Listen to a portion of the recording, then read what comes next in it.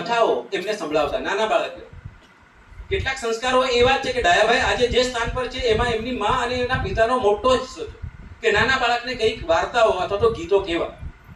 અને એ ડાયાભાઈએ એમની જે આદિલોકમાં મુલાકાત છે ભાઈ એમાં લખ્યું છે. તો એ પછી ભગતો પાસે સાંભળેલી કથાઓ વાંચવા માટેનો શોખ એવો હતો કે એમના પિતા એક સરપંચ હતા. પેલી કથા અને ગીતો તો સાંભળેલા મા બાપ પાસે, પણ ભણતો થયો, લખતો થયો, વાંચતો થયો એટલે ગામનું જે સરપંચનું જે લાઇબ્રેરીનું કબાટ હતું એ એમના ઘરે જ રહેતું, કારણ કે તે વખતે કચેરીઓ નહોતી. એ લાઇબ્રેરીના 50 જેટલા પુસ્તકો આખા એ વખતે 7મા ધોરણમાં એ ભણતો વાંચી ગયેલા. આપણે નહોતો વાંચ્યો, મેં પણ નહોતો વાંચ્યો, પણ આટલો એમનો વાંચનનો શોખ. ત્યાર પછી એમને બેંકની નોકરી મળી. એ એફઆઈ ના વર્ષ સુધી કોલેજ સુધી ગયેલા, પછી એમણે છોડી દીધેલું. જેમ આપણે ધ્રુવ ભટ્ટ માટે કહીએ કે એસવાય બીકોમ સુધી ભણ્યા અને પછી ઘરની પરિસ્થિતિને કારણે એ નોકરીએ લાગ્યા. તો ડાયાભાઈએ પણ એ રીતે બેંકમાં નોકરી મળી ગઈ. અમદાવાદ ગયા. અમદાવાદમાં એમનો જે વાંચન શોખ હતો, જે લોકો અમદાવાદ જાણે છે કે ત્યાં ગુજરીમાં જે એકદમ સસ્તામાં મોંઘા પુસ્તકો મળે, જેટલા પણ લવાય એટલા. પેરેડાઇઝ લોસ્ટ જેને કહીએ છીએ આપણે, સ્વર્ગથી પતન થતા, એ મને 5 રૂપિયામાં મળેલું. આજે પણ માહિતી એ સર 5 રૂપિયામાં આજે આપણને ચાય નથી મળતી. તો આ પુસ્તકો પ્રત્યેનો પ્રીતિ, જે રીતે ભગવાન દાસને એક આદિવાસીઓ બનવાનું, દયાભાઈ તો ઇનસાઇડર છે, પેલા આઉટસાઇડર છે. ઇનસાઇડર અને આઉટસાઇડરની પાછી સમસ્યાઓ જુદી જુદી હોય છે, એવું પછીથી કરી. તો આ ગીતો વાર્તાઓ વાંચવાનો એમને જે મોકો મળ્યો એમના મા બાપ દ્વારા, કંઠ જેને આપણે કહીએ ને ગળસુચીમાંથી ધીમે ધીમે એ વાંચન પ્રીતિ વધી. આવાની લાઇબ્રેરીમાં આવામાં જ્યારે એ સ્ટેટ બેંકમાં હતા ત્યારે એ લાઇબ્રેરીમાં જે સાહિત્ય અને ઇતિહાસ અને સંસ્કૃતિ, એમણે એમ જ લખ્યું છે જાતે કે એ લાઇબ્રેરીમાં સાહિત્યના ઇતિહાસના જે પુસ્તકો જે કોઈએ ના, માત્ર ડાયાભાઈના નામે જ ચડેલા હોય. લાઇબ્રેરીના એક પુસ્તકો, એમાં એમને ઇતિહાસ અને સંસ્કૃતિ પ્રત્યે ખૂબ લગાવ, અને પરિણામે એમને ધીમે ધીમે આદિવાસી સાહિત્ય તરફ એ વળ્યા. તો શાળાના પુસ્તકો વાંચ્યા, લાઇબ્રેરીના પુસ્તકો વાંચ્યા. બેંકના નોકરી દરમિયાન એમને ભેટો થયો સૌથી પહેલા રમેશ જોશી, કાનજી પટેલ અને ત્યાર પછી ગણેશ દેવી. આ એવા મિત્રો મળ્યા કે એમને સાહિત્ય તરફ લઈ ગયા. કાનજીભાઈ પટેલનું ગદ્ય પર્વ આવતું હતું અને એ ગદ્ય પર્વમાં વાર્તાઓ લખવા માટેનું આમંત્રણ આપ્યું કે તમને આવડે છે લખો. અને એમાં જે વાર્તા છપાઈ હતી તે વખતે, જે પછી કુકણા કથામાં સંપાદિત થઈ છે, સાળવા રાજા માનસિંહ અને સાળવા રાણીની કથા, ઉત્તમ. અને એને તે વખતનો એક એવોર્ડ પણ મળેલો. તો એમનું જે પ્રથમ પુસ્તક છે એ 2000માં પ્રગટ થયું, કુકણા કથાઓ. મિત્રો દયાભાઈના પુસ્તક વિશે અથવા તો ભગવનદાસના પુસ્તક વિશે તો 2-3 પુસ્તકોના નામ લખશો તો 2 માર્ક સાહેબો આપશે. તો કુકણા કથા એમનું 2000માં પ્રગટ થયું. અને એને જેવું પ્રગટ થયું એ સાહિત્ય અકાદમી નવી દિલ્હી દ્વારા, આપણે ત્યાં પ્રકાશનના પ્રશ્નો બહુ બધા હોય, પ્રકાશન કરવું, અને આટલી મોટી જ્યારે સંસ્થા પ્રકાશન કરતી હોય ત્યારે એનું મૂલ્ય પણ વધે છે. ત્યારબાદ બીજું પુસ્તક છે એમનું કુકણા રામકથા, જે 2003માં પ્રગટ થયું. આ કુકણા કથાની અંદર જે વાર્તા છપાયેલી, એમને પહેલું કથા એવોર્ડ મળેલો, પહેલો કથા એવોર્ડ. અને 2003માં જે ઓરિજિનલ ટેક્સ્ટ કુકણામાં રામાયણ, એનું ગુજરાતી ભાષાંતર એમણે આપ્યું. તો અનુવાદ માટેનો સાહિત્ય અકાદમીનો પુરસ્કાર તે જ વર્ષે 2003માં ડાયાભાઈને મળેલો. ત્યારબાદ એમનું જે રામકથાનું પુસ્તક છે એ the Ramayana and other oral narratives of Kukna, એ ઈસવીસન 2013માં central institute of Indian languages CIL દ્વારા એ પ્રકાશિત થયું, એ ભાષા કેન્દ્ર ને એમના દ્વારા. ત્યાર પછી દમણગંગા એ દક્ષિણ ગુજરાતનું એક સામયિક છે, એમાં એમને હપ્તાવાર એક નવલકથા છપાઈ, કાળી ગાંઠી. ગાંઠી એટલે અમારે ત્યાં લગ્ન વખતે એ કન્યાને વરપક્ષ તરફથી પહેરાવાની હોય છે, એ દિવસથી એ બંધન થયું. તો કાળી ગાંઠી એ એક સામાજિક નવલકથા છે, પ્રગટ હપ્તાવાર થઈ છે, પુસ્તક રૂપે હજુ નહીં થઈ. પણ એમાં આખી જે નવલકથાની પરંપરા અત્યારે બેન બેઠા છે, એમની જે નવલકથાની જેવી જ દયાભાઈની પણ છે, જરાક જુદા પ્રકારની. અને અહીંયા બીજા લેખિકા છે, એમને પણ યાદ કરી લો. એમની જે ત્રીજું પુસ્તક જે હમણાં થયું દિવાળીમાં, કનશ્રીની કથાઓ. કનશ્રીની કથા એ કુકણા કથામાં છે જ, પણ જે અલગ અલગ વર્ઝન મળે છે, નાના બાળકો માટેની, મોટાઓ માટેની કનસરીના વર્ઝનો છે, તો એનું એક આખું સંપાદન હમણાં થયું, એ તાજેતરમાં પ્રગટ થયું. અને બીજું પાંચમું છઠ્ઠું પુસ્તક કુકણા લોકગીતો, કનસરીની કથાઓ અને કુકણા લોકગીતો એ હમણાં દિવાળીમાં પ્રગટ થયા બંને. અને એ પહેલાના કાળી ઘાટી હજુ પ્રગટ નથી થયું, પણ હપ્તાવાર આવ્યું છે. એટલે એમના અત્યારે તો તમે ઓથેન્ટિક, એટલે કે જેને માત્ર 2 જ નામો લખશો તો અમારા સાહેબો, હું પણ માર્ક આપીશ કે કુકણા કથા અને કુકણા રામ કથા. પ્રથમ પુસ્તકમાં જે કથાઓ આપવામાં આવી છે, બધાનો અભ્યાસ નિરાંતે તો નથી કરવાનો હતો. તમે તો ડાયાભાઈએ શું લખ્યું એટલું જ, અથવા તો ભગવાનદાસે શું લખ્યું એટલું જ છે. એમના વિલોના ભારત વિશે તમારે નથી લખવાનું, રોમ સીતમા વિશે નથી લખવાનું. તો એમની જે કથાઓ છે એ 4 છે. એક સતી માતાની કથા, બીજી સાળવા માનસિંહ, રાજા માનસિંહ અને સાળવા રાણીની કથા, ત્રીજી કનસરીની કથા અને ચોથી ઉનાની કથા. આ 4 કથાઓ કોઈ ચોક્કસ પ્રસંગે જ કહેવાય છે, એ સિવાય નહીં. જેમ હમણાં કહ્યું ને કે મરસિયા એ તે જ વખતે ગવાય, એમને એમ નહીં. તો આ 4 કથાઓ છે એ 4 પ્રસંગોએ જ કહેવાય, એ સિવાય નહીં. તો સતી માતાની કથા છે એ જ્યારે બાળકનો જન્મ થાય ને જન્મના 5 દિવસ પછી, જ્યાં જે પાચોરા શબ્દ છે જેને આપણે ઉજવણી કહીએ છીએ, અને તે વખતે ત્યાંના જે ભગતો થાળી પર કથા દ્વારા એ સતી માતાની કથા કહે છે. અને એની અંદરનું જે થીમ છે એ છે કે જો તમારા નસીબમાં હોય, ભાગ્યમાં હોય, એને મહાદેવ જેવો મહાદેવ પણ બદલી શકતો નથી. આખી સતી માતાની, દેવ સતીની કથા છે. એ કથા આખી લાંબી છે, એના પર હું જતો નથી. પણ એમાં જ્યારે શિવજી પણ વચ્ચે પડે છે કે આને તો હું મારા ઘરે પાણી ભરાવીશ, આપણે ત્યાં પણ હોય છે ને ચેલેન્જ, જોજો એને તો હું જોઈ લઈશ, અને એ પણ એમાં નિષ્ફળ જાય છે, એ કરી શકતા નથી. તો આ સરસ મજાની એક સતી માતાની કથા છે, ખૂબ લાંબી છે, એના પર હું જતો નથી. અને એ સંગ્રહની બીજી કુકણા કથાઓમાં છે. આ કથા પ્રણય કથા છે, એમ કહું તો જરાય અતિશયોક્તિ નથી, અને બહુ સારામાં સારી છે. 1998માં એને કથા એવોર્ડનો પહેલો જ એવોર્ડ કથાઓને માટે અપાતો એ એવોર્ડ આપવામાં આવેલો. વ્યક્તિના મૃત્યુ સમયે અથવા મૃત્યુ બાદ, બરાબર જોજો, ફોર એક્ઝામ્પલ કે સાંજે 6 વાગે કોઈ માણસનું ડેથ થયું, હવે તે સમયે આપણે જે અંતિમ સંસ્કાર કરવા લઈ જઈ શકતા નથી, કારણ કે દૂર દૂર સગાવાલા છે. હવે એ આખી રાત એ શબને સાચવવાનું. હવે એ વખતે ખાસ કરીને ડાંગમાં આ છે કે કહેવાતી આ કથા છે, મૃત્યુ સમયે જ ગવાય, તે સિવાય આ કથા નહીં થાય. આમ ભક્તોને બોલાવો, કથાઓને બોલાવો અને કરાવો, અને કદાચ કરે તો એ પણ એ જ સમયે છે. એટલે આ કથા મૃત્યુની સાથે જોડાયેલી છે. અને એ સિવાય અને જે મૃત્યુ સમયે ગવાતી પણ છે પ્રણય કથા. એમાં જે નાયક અને નાયિકાની વાત આવે છે, નામો સાથેનો હું ટાળું છું, કે એને જ્યારે એ નાયિકા ગમી ગઈ, એ યુવતી એની સામે લગ્નનો પ્રસ્તાવ મૂકે છે, અને પ્રસ્તાવ મૂક્યો ત્યાર પછી એની સામે ચેલેન્જ આવે છે કે એમ નહીં, તું આ એક રાતમાં આટલું આટલું આટલું કરીને મને પરણવા આવીશ. આપણે કેટલીક વાર ના લેવાના ભાવ પણ બોલીએ કે 500 રૂપિયા કહેતો હોય કે 20 રૂપિયામાં આપવું છે. એના જેવું કે આ રાત સુધીમાં આટલી ચેલેન્જ પૂરી ના કરી શકે, એટલે કહી દીધું.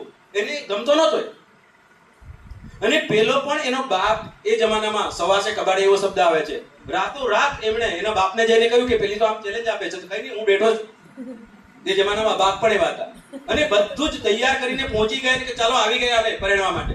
હવે નિયમ બંધાઈ એટલે પરણી તો ગઈ, પણ એને ચોખ્ખું જ કહ્યું, તું મારા શરીરને પરણ્યો છે, મારા મનને નહીં. આ બહુ જ મોટી ભાવના છે. આજના સંદર્ભમાં પણ એટલી જ એ પ્રસ્તુત છે. કોઈ પણ વ્યક્તિના, એટલે કે યુવતીના દિલને જીતવું બે અઘરું હતું. એ જે સાળવા હતી એ નૃત્યાંગના હતી, અને તે પણ દ્વારકાની. એની જોડે સહયોગ નથી કરતી. માં પાસે પેલો જાય છે સાસુ પાસે કે તારી દીકરી તો કેવી છે, કઈ શિખામણ આપી છે, આટલા દિવસ થયા મારી જોડે સરખી રહેતી નથી. અને ત્યારે સાસુએ એને કીધું હતું કે શંકા ના કરતો, પણ મારી વાત સાંભળ, એનું ચરિત્ર જોજે એ શું કરે છે.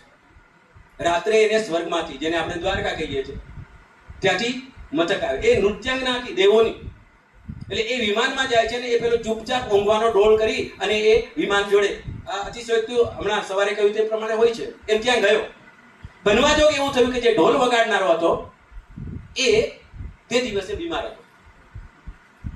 અને જેવો ત્યાં જવાનો એટલે એ કૂદી પડ્યો હતો. એટલે એ ઢોલીના ઘરે જતો, બોલાવાયા કે ભાઈ નૃત્યાંગના આવી છે, ચાલ વગાડવા માટે. હેલારોમાં ઢોલની જ વાત આવી છે, તમે બધા જાણો. સંકટ આવ્યું કે ભાઈ તું ત્યાં ઢોલ વગાડ. એટલે પેલાને જેવો વગાડે એટલો આપી દીધો, પહેરવેશ પહેરાવીને તો ગયો. એને જોઈ કે આ સાવા પોતાની પત્ની ત્યાં નૃત્ય કરે છે. એ સાવાને ખબર નથી. એને ઢોલ એટલો સરસ વગાડ્યો કે પેલી નૃત્યમાં તલ્લીન થઈ ગઈ. પહેલી વાર એને નૃત્ય કરવાનું એટલું સુંદર, એટલી ભાન ભૂલી ગઈ કે એના વસ્ત્રો પણ શરીર પછી કરવા લાગે. તો પવનદેવ વચ્ચે આવ્યો કે આ તો ઇજ્જતનો સવાલ છે.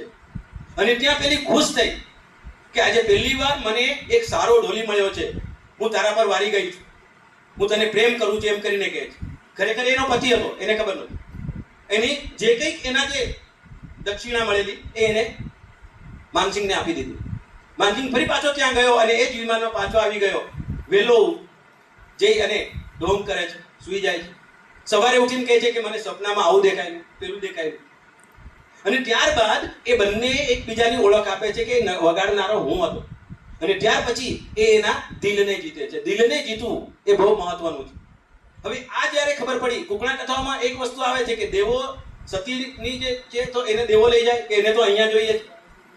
એટલે અહીંયા પણ પેલી સાવા છે તો એ તો આપણે ત્યાં શોભે, પૃથ્વી લોક પર ના શોભે. એટલે આ જતી બંધ થઈ ગઈ, કારણ કે એનો અસલ પ્રેમી મળી ગયો, પતિ. એટલે દેવોએ કહ્યું કે ચાલો એને લઈ આવો. એ નહીં આવે તો એને મારીને પણ લાવો, એનો આત્મા લાવો, આપણે તો અહીંયા કરીશું.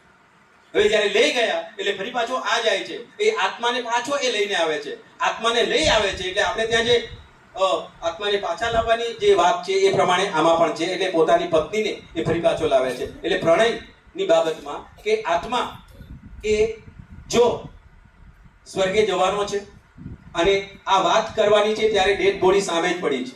એટલે આત્માના એ એક્યની વાતની અહીંયા કરવામાં આવી છે. ત્યાર પછીની જે કથા છે એ ઘરભરની કે અનાજ પાકીને ખળામાં આવે, ખળામાંથી ઘરે આવે અને તે વખતે ભગતો દ્વારા કહેવાતી કથા છે. અને એમાં બહેનોને ઉદ્દેશીને ખાસ થઈ છે કે આ અનાજ અમે પકવીને તને આપ્યું, હવે આનો કેવો ઉપયોગ કરવો, તું 2 દાડામાં પૂરી કરે કે 2 વર્ષ સુધી ચલાવે, એ તારી જવાબદારી. અને એ રીતે કુકણાઓનું પુરાણ કહીએ તે પ્રકારની કનસરીની કથા છે. હમણાં જ વડોદરાના ડ્રામા વિભાગવાળા મહેશ ચંપકલાલ ની વાત યુનિવર્સિટીમાં આવી. મહેશ ચંપકલાલ, ડોક્ટર PS ચારી જે ડાયરેક્ટર અને હું, એમણે કહ્યું કે આપણે ડાયાભાઈના ઘરે જવું છે, તો એમની કનસરીની કથા પર નાટક કરવાનું. મારી પાસે કુકણા કથાઓમાંથી આપેલી અને ડાયાભાઈના ઘરે મારે પથદર્શક તરીકે લઈ જવાનું હતું. એ સાંભળી અને તે વખતે એમણે જે સ્પેસની વાત કરી, ટાઈમ સ્પેસની, મને નહોતી ખબર કે આ કુકણા કથામાં કનસરીની કથાની અંદર આ તત્વ છે. એ મહેશ ચંપકલાલે શોધી આપ્યું. સરસ મજાનું એ નાટક થયું. વડોદરામાં 2 વાર ભજવાયું, અમદાવાદ ગુજરાત યુનિવર્સિટીમાં 2 વાર ભજવાયું, કલકત્તામાં ગયું, મધ્યપ્રદેશમાં ગયું, દિલ્હીમાં ગયું. હવે એક ડાંગના પ્રદેશની નાનકડી એક કુકણા કનસરીની કથા અને એનો જે આખો નાટ્ય રૂપાંતર થયું. એટલે કે માત્ર ને માત્ર ડાંગના જે ભગતો ગાતા હતા એ કથા ઘરબંધીની કથા છે. એ વખતે જ કહેવાય કે જે દિવસે અનાજ ઘરમાં લાવવાનું છે તો એને ઘરે એ લાવવાનું. કોકણમાં આ શબ્દ છે ઘરબંધી. અને એ નાટ્ય રૂપાંતર દ્વારા, એટલે કે એક મૌખિક પરંપરામાં સચવાયેલી વાર્તા કથા એ નાટકના રૂપમાં નેશનલ લેવલ સુધી પહોંચે છે. તો આ ભગવાનદાસ અને દયાભાઈની તાકાત છે કે એમણે જે સ્વરમાં હતું એને શબ્દ આપ્યો અને શબ્દ દ્વારા એ આટલા લોકો સુધી પહોંચ્યું. છેલ્લી જે કથા છે ઉનાની કથા છે. એમાં માતાજીની ઉપાસના દક્ષિણ ગુજરાતના કુકણાઓમાં ખાસ કરીને ડુંગરદેવની પૂજા થાય અને તે વખતે ભગતો દ્વારા કહેવાય છે ઉના અને મસે. એમાં એટલું જ છે કે જો માતાજી પર કોપાયમાન થાય, એના જો નિયમોને તમે નહીં પાળો તો એ માણસને કેટલી તકલીફ આપે છે. એના કેટલાક નિયમો છે કે આ રીતે જ જવાય, આ રીતે ના જવાય, એની બધી વાત એ ઉનાની કથાઓમાં આવે છે. આ સિવાયનું જે ત્રીજું કામ એમનું બીજું મહત્વનું એ રામકથા છે. હું 5 જ મિનિટમાં એના વિશેની વાત કરીને વિરમું છું. અલગ અલગ વર્જનો છે. ભાંડારકર યુનિવર્સિટી પુણેમાં આજથી 10 વર્ષ પૂર્વે અમે જ્યારે ગયેલા ત્યારે એના 250 વર્જનો રામાયણના મળે છે. વાલ્મીકી રામાયણ કરતા આ રામકથા સાવ જુદી છે, ભગવાનદાસની જુદી છે. એટલે જેટલા પ્રાંત, જેટલી જાતિઓ, એટલા લોકો પાસે રામાયણો છે.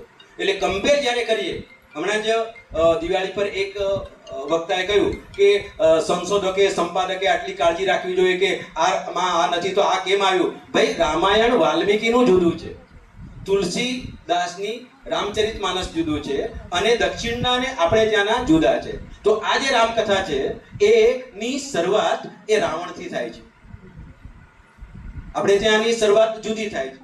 તો આ સંપાદન એમનું જે છે એ પણ હમણાં જ રાજેશભાઈ બોલી ગયા તેમ 1996 થી 2005 સુધી મેઘાણી લોકવિદ્યા સંશોધન સંપાદન ભવન દ્વારા વિવિધ પ્રોજેક્ટ હાથ ધરાયા, અને એ પ્રોજેક્ટમાં ડાયાભાઈને આ કામ સોંપવામાં આવેલું, રામકથાનું સંશોધન અને સંપાદન.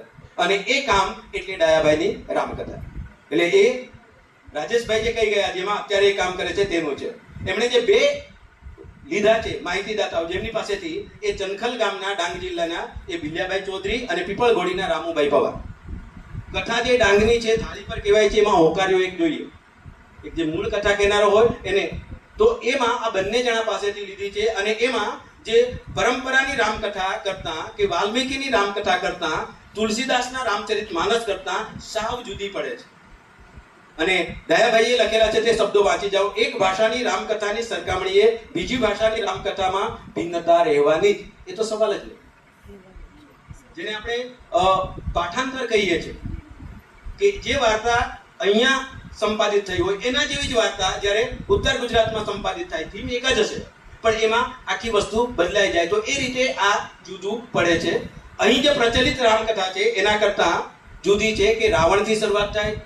રાવણ એ અપંગ હતો, એમના ભાઈઓ પોચીને થાકી ગયા, ત્યાં સુધી તને ખવડાવીએ, અપમાનિત થયો. એટલે એણે થયું કે શિવજીની આરાધના કરે છે, અને શિવજી પાસે જાય છે ને કહે છે કે બધાને હાથ પગ આપ્યા, મને કેમ નહીં?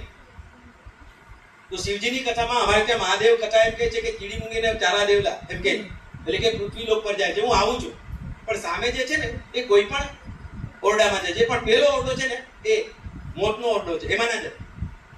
હું આવું ત્યાં સુધી અહીંયા રે, હું જરા મારી આ ડ્યુટી છે એટલે કે પૃથ્વી લોક પર જઈને આવું છું. શરૂઆતની જ વાત કરી દઉં પછીથી સમાપન. હવે જે પેલો હતાશ થઈ ગયેલો, નિરાશ થઈ ગયેલો, હળદૂત થયેલો એ અપંગ રાવણ વિચારે છે, જે રાવણ પૂર્વે બાળક જ હતો, પછી રાવણ બન્યો, કે ચાલો ખરેખર હવે જીવવા જેવું રહ્યું નથી. અત્યારનો જે આપણા કોલેજોમાં પણ છે કે આ વિદ્યાર્થીઓને એ લોકોને માણસને તૈયાર કરો, તો એના કરતા મરી જવું શું ખોટું? એટલે જેમાં ના પાડેલી ને એમાં જઈને ધીમે ધીમે ધીમે અપંગ છે જઈને પડે છે. હવે એ કુંડ હતું, ભાઈ કુંડમાં પડ્યો એટલે એ તો કરી નહોતો શકતો, એટલે ઉપર આવે નીચે આવે એમ કરીને 9 વાર આવ્યો. હવે ખરેખર એ અમૃત કુંડ હતું, એટલે જેટલી વાર એ ઉપર નીચે આવ્યો તે વખતે એક સર એટલે કે એક શીશ માથું બને અને 2 હાથ, એમ કરતા 9 વાર એ ડૂબકી ખાધી એટલે 9 માથા અને 18 હાથ, અને એક મૂળ તો હતું જ, અને એકદમ હૃષ્ટપૃષ્ટ થયો. રાવણ નું નામ શિવજી એને આપેલું. પછી જ્યારે શિવજી આવ્યો ત્યારે તો જોયું કે જે ના પાડેલી એ જ થઈ. શિવજીને ડર હતો કે એ જશે અને અમૃત પી જશે. તો એટલે આપણા ઘરમાં પણ આપણને ઘણીવાર હતો, તો આપણને પણ કેટલા આ તારે નહીં કરવાનું, ભાઈ એની પાછળનો મર્મ કંઈક જુદો જ કે એ બાજુ તારે નહીં જવાનું. તો એ રાવણ બન્યો પછી તો તાકાતવાળો બન્યો. રાવણ નામ શિવજીએ આપેલું, અને તાકાતવાર બન્યો પછી એની નજર શિવજીની પાર્વતી પર પડી. એ તો મને આ જોઈએ છે. હવે તે વખતે જે રીતે આપણા દેવો અને દાનવોના અમૃત કુંડ વખતે થયું હતું કે લીલા કરી અને બીજી જે બતાવી, તેમ કૃષ્ણએ પણ અહીંયા કૃષ્ણનો સંદર્ભ આવે છે. એમણે એક બીજી બનાવટી એવી પાર્વતી બનાવી અને એને આપી દીધી. એ તો લઈને ગયો, ક્યાં હતો અપંગ અને ક્યાં બન્યો મોટો. અને એ રીતે આખી કથાનો આરંભ થાય છે. પછીથી સીતાના જન્મની વાત આવે છે, પછીથી લવ અને કુશની પેલા રાવણ અને દશરથની વાત આવે છે. જેટલા પણ વર્જન અહીંયા અમારે કહેવું જોઈએ કે જે આપણું મૂળ વાલ્મીકી રામાયણ છે એના કરતા તદ્દન ભિન્ન અને અલગ પ્રકારની આ કથા છે. એટલે એની જોડે કમ્પેર કરીએ તો તકલીફ પડે, એટલે એના જે અંશો શોધવા હોય તો આ રીતે શોધી શકાય છે. રામકથા વાંચી લેજો જે લોકોએ ભણવાની છે, અને જો એમાં જરૂર પડે તો પછીથી વાત કરીશું. અમે કેસીજી ઓલપાડ કોલેજ નો ખૂબ ખૂબ આભાર કે આટલા મોટા વિદ્વાનોની સામે મને આ સ્ટેજ શેર કરવાનો મોકો આપ્યો. ગીતાબેન, આખો સ્ટાફ, અને તમારો ખૂબ ખૂબ આભાર વિદ્યાર્થીઓ અને જે શ્રોતાઓ. Thank you.